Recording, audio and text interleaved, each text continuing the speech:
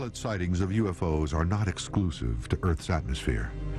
In the early 1960s, as America and the Soviet Union escalate the space race, astronauts and cosmonauts begin to witness strange and unexplained objects and events in outer space. You know, in 1958, when NASA formed, they literally expected to make contact with extraterrestrial life. December 4th, 1965. 4 hours and 24 minutes into the historic 14-day mission. The astronauts of Gemini 7, Frank Borman and James Lovell, both military test pilots, are performing routine tasks. Then suddenly, at 22:34 Universal Time, as the capsule is high above Hawaii, both men see a bright object or bogey flying above their capsule. Borman radios Mission Control in Houston. What follows are the actual radio transmissions. Gemini 7 here, what's on your rate? Loud and clear. 7, go ahead. I'll call you at 10 o'clock high. This is Houston. Say again, 7. I'll call you at 10 o'clock high. The recording suddenly ends. NASA insists the sighting is Gemini's Titan booster rocket. Lovell replies that he can see the booster as well as, quote, several actual sightings. I remember hearing this on my car radio, talked to NASA, and they confirmed that that was the phrase used, we have a bogey in sight. In NASA's official Gemini 7 mission report, published in January 1966, no mention is ever made of the infamous bogey recording. Neither Lovell nor Borman have ever commented publicly on this message. But as far as the American public is concerned, NASA denies the very existence of UFOs they've been covering up since the dawn of spaceflight. From the early years of the space program, NASA was beset with sighting reports from astronauts.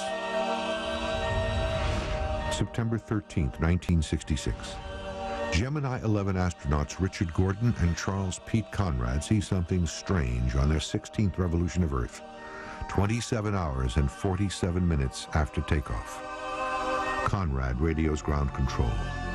He reports he has just seen an unidentified object about 50 miles downrange. It is metallic and revolving at more than 1 revolution per second. He then pulls out a camera and snaps 3 photographs. It drops down in front of them before quickly disappearing. Seen here are the actual photographs taken by Conrad aboard Gemini 11. And NORAD said that the only thing that they could imagine it was a booster from a Russian satellite. The NASA people threw out the NORAD explanation almost immediately. The Gemini 11 case is the only one that NASA considers to be unidentified. Gemini 11, however, was not the last NASA mission to have alleged encounters with UFOs. In fact, more and more UFO sightings were reported as Gemini opened the door to the Apollo program. The Apollo astronauts in particular were trailed by UFOs. It is alleged that Neil Armstrong, saw UFOs, that many of the astronauts did, but they won't talk about it publicly yet, but they might. Houston, Tranquility Base here. The Eagle has landed. The famous Apollo 11 mission reportedly experienced objects tracking the capsule, as well as objects that were photographed by the astronauts on the lunar surface. 4 months later, on November 14, 1969, Apollo 12 commander Pete Conrad reports back to NASA that he sees an unidentified object out his window. An object which is in the same place all the time but appears to be tumbling. We've had it ever since yesterday. It just seems to be tagging along with us. While the object is widely considered to be debris falling from the booster, many researchers remain skeptical. They suggest such an object would be incapable of tracking a fast-moving space capsule for an extended period of time. As the Apollo missions open the door to the space shuttle program, experts are convinced the door was also open to an increased level of UFO activity in outer space.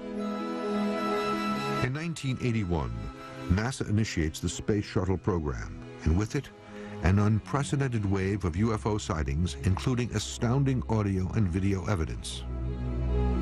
One highly controversial recording emerges from STS-29, a Space Shuttle Discovery flight on March 13, 1989.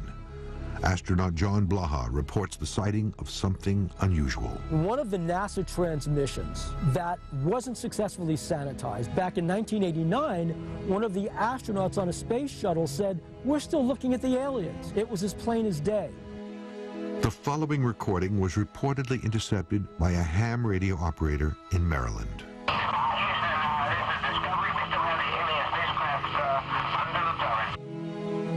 To this day, NASA has neither confirmed nor denied the validity of this transmission. The space shuttle has two radio channels. One is a public channel that we all hear when NASA is broadcasting. We can hear what the astronauts are saying. The other channel is a Department of Defense encrypted channel, and that's where I believe the real conversations are going on. The new millennium ushered in more UFO sightings by NASA shuttle crews. One extraordinary recording occurred aboard Space Shuttle Flight STS-73. Mission specialist Catherine Coleman sees something curious on day 3 of the routine 15-day mission. This is October 21st, 1995. We have an unidentified flying object.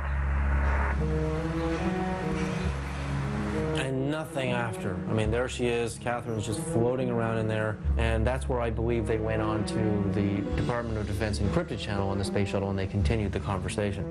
Researcher David Sereda has been studying unusual phenomenon in outer space for over a decade. It is his theory that NASA continued recording, but on a secret frequency, leaving us with more questions than answers. We have an unidentified flying object. Even recent shuttle missions have had eerie reports and sightings of strange objects. According to Sereda, some of the most shocking evidence of UFOs in outer space comes as recently as August 6, 2005, from Space Shuttle Flight STS-114. Well, the space shuttle is doing 18,000 miles an hour around the Earth. So the object is traveling obviously much faster than 18,000 miles an hour to catch up to the shuttle, to fly in tandem speed with it, and then it takes off and goes back out the other way. And this is real footage from the space shuttle. Even considering that it may be just a few miles away from the space shuttle is obviously a very large UFO. The object enters quickly, dramatically changes speed and direction, then flies back out of frame. The trajectory and speed of the object defy all laws of physics, leaving researchers like Sereda to draw their own conclusions. When you zoom in on video frames or any digital media, you get pixelation. So some of the rectangular shapes you see are pixels, but notice also you can see the round aura of light around it, so you can still differentiate shapes within the pixels. There's no way that's dust and debris. There's no way it's another satellite. When you go through process of elimination, you know that what we're seeing in STS-114 is truly a UFO. There's really nothing else out there like that. Since NASA does not comment on the topic of UFOs, the authenticity of space recordings and sightings cannot be officially confirmed, which leaves many questions unanswered. UFOs constantly trailed our spaceships around planet Earth, the space shuttle, but more importantly, all the Apollo, the Project Apollo spacecraft on the way to the moon. I think a lot of astronauts are going to start coming forward and testifying to what they have seen. My impression is the guys who go running around saying the NASA stuff proves something are hyping it. As Earth's airspace grows more and more crowded each day and more people than ever take to the skies, is it possible that reports like the ones you've just seen will continue? There are reams and reams of official reports by commercial aircraft, by private aircraft, and military aircraft about pilot encounters. Even if, while we're sitting right here in California, a UFO turned up over Santa Monica Bay, you probably hear a great explanation of how it was a reflection of the sun behind the cloud. So many reports from so many experienced pilots of strange phenomenon and frightening encounters with UFOs since the beginning of manned flight. As our pilots fly through Earth's atmosphere and further into space, many continue to wonder, do the skies truly belong to us or to them? 3179, we got a passenger taking a picture of it right now. Looks like a UFO.